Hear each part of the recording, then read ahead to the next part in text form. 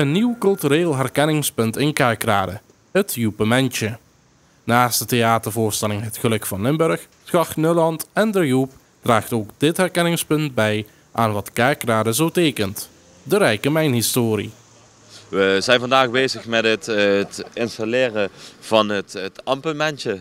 We noemen het Joepementje natuurlijk. Dat is geïnspireerd door een burgerinitiatief. Die zal daar natuurlijk ook nog iets zeggen. En dat is een voetgangersoversteekplek zoals ze dat ook in Berlijn hebben. Een variatie van de Joep die ook op de markt staat. Dat is de traditionele mijnwerker van Kerkrade. Ja, en die zie je dan in de lopende beweging en in stilstaande beweging. Als de voetgangers mogen overlopen, dan zie je een bewegende Joep, en als die stilstaat, dan een stilstaande Joep.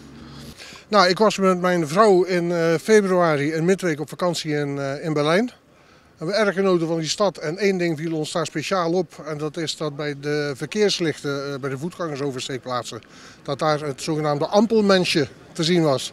En dat idee is bij mij een beetje blijven hangen. En toen ik thuis kwam, zei ik op een gegeven moment tegen mijn vrouw: hoe gaaf zou het zijn als we in Kerkrade iets vergelijkbaars zouden doen, maar dan met het Joepementje. Het idee leefde bij mij. Ik had zoiets, hoe zou ik dat moeten aanpakken? Moet ik het überhaupt wel aanpakken? En toen sprak ik op een gegeven moment met iemand die nogal bekend is in Kerkrade. Mr. Beleefd Kerkrade, Patrick Eipelaar. En die zei tegen mij: weet je wat je moet doen? Je moet gewoon een mailtje sturen aan Alexander Geers. Ja, we zijn natuurlijk super trots op ons mijnverleden. Dat is ook iets wat ons als stad en als regio gevormd heeft. En we proberen ook op een goede manier bij stil te staan, dat we dat niet vergeten. En die mensen blijven eren die dat gedaan hebben. En juist in het jaar van de mijn is dat nu dan ook.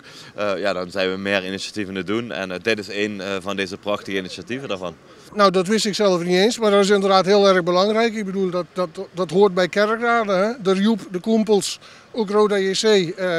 Dat komt op deze manier heel leuk allemaal samen.